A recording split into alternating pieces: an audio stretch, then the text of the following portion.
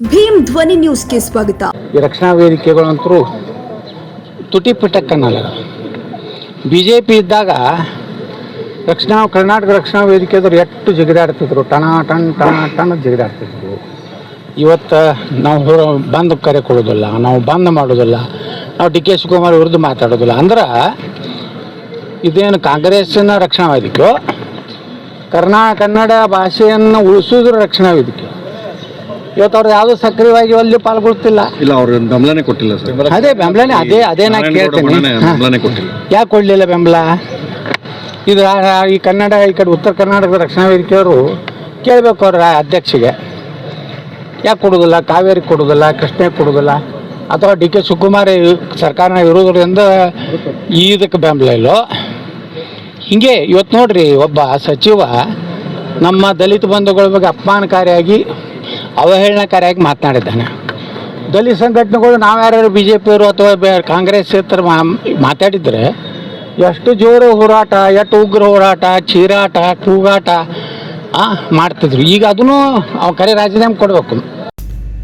ಎಲ್ಲರಿಗೂ ನಮಸ್ಕಾರ. ನಾನು ಮಾಡ್ತಕ್ಕಂಥ ವಿಡಿಯೋದ ಉದ್ದೇಶ, ನಿನ್ನೆ ತಾನೇ ವಿಜಯಪುರದ ಉಚ್ಚಾಟಿತ ಶಾಸಕ ಬಸನಗೌಡ ಪಾಟೀಲ್ ಯತ್ನಾಳ್ ಅವರು ಕರ್ನಾಟಕ ರಕ್ಷಣಾ ವೇದಿಕೆಯ ಪರಮೋಚ್ಚ ನಾಯಕರಾಗಿರ್ತಕ್ಕಂಥ ಸನ್ಮಾನ್ಯ ಶ್ರೀ TN ನಾರಾಯಣಗೌಡರ ಬಗ್ಗೆ, ಕಾವೇರಿ ವಿಷಯದಲ್ಲಿ ನಾರಾಯಣಗೌಡರು ಯಾಕೆ ಬಂದ್ ಕರೆಯಲ್ಲಿ ಪಾಲ್ಗೊಳ್ಳಲಿಲ್ಲ, ಬೇರೆ ವಿಷಯದಲ್ಲಿ ಬಹಳಷ್ಟು ಹೋರಾಟವನ್ನು ಮಾಡ್ತಿದ್ದಾರೆ ಅಂಥೇಳಿ ವ್ಯಂಗ್ಯವಾಗಿ ಮಾತಾಡಿದ್ದಾನೆ. ಈಗಾಗಲೇ ಹಲವು ಜಿಲ್ಲೆಯ ಅಧ್ಯಕ್ಷರು ತಮ್ಮದೇ ಆಗಿರತಕ್ಕಂಥ ಒಂದು ಭಾಷೆಯಲ್ಲಿ ಉತ್ತರವನ್ನು ಕೊಟ್ಟಿದ್ದಾರೆ. ಬಸನಗೌಡ ಪಾಟೀಲ್ ಯತ್ನಾಳ್ಗೆ ಈ ಭಾಗದಲ್ಲಿ ಬೈದೇ ಇರತಕ್ಕಂಥ ಯಾವುದೇ ವ್ಯಕ್ತಿಗಳು ಇಲ್ಲ. ಅವನನ್ನು ಈ ಭಾಗದಲ್ಲಿ ಬಹಳಷ್ಟು ತಿರಸ್ಕಾರ ಭಾವನೆಯಿಂದ ನೋಡ್ತಾ ಇದ್ದಾರೆ. ಆದರೆ ಕರ್ನಾಟಕ ರಕ್ಷಣಾ ವೇದಿಕೆ ಅನ್ನುವಂಥ ಬೃಹದಾಕಾರವಾಗಿರ್ತಕ್ಕಂಥ ಸೈನಿಕರನ್ನು ಹೊಂದಿರತಕ್ಕಂಥ ಈ ಪಡೆಗೆ ನೀನು ಪದೇ ಪದೇ ರಕ್ಷಣಾ ವೇದಿಕೆ ಬಗ್ಗೆ ಆಗಲಿ, ರಕ್ಷಣಾ ವೇದಿಕೆಯ ನಾರಾಯಣಗೌಡರ ಬಗ್ಗೆ ಆಗಲಿ ಮಾತಾಡ್ತಾ ಹೋದರೆ ಭಾರಿ ಕಷ್ಟವನ್ನು ಅನುಭವಿಸಬೇಕಾಗತ್ತೆ. ಅದಕ್ಕೆ ಹೇಳ್ತಾರೆ, ಹುಚ್ಚನಿಗೆ ಏನು ಗೊತ್ತು ನಾರಾಯಣಗೌಡರ ಹೋರಾಟದ ಗತ್ತು ಅಂತ ಹೇಳಿ. ನಾರಾಯಣಗೌಡರು ಯಾವ ಸಂದರ್ಭದಲ್ಲಿ ಹೋರಾಟ ಮಾಡಬೇಕು, ಯಾವಾಗ ಮಾಡಬೇಕು ಅಂಥೇಳಿ ಅವರ ರಕ್ತದಲ್ಲಿ ಬಂದುಬಿಟ್ಟಿದೆ.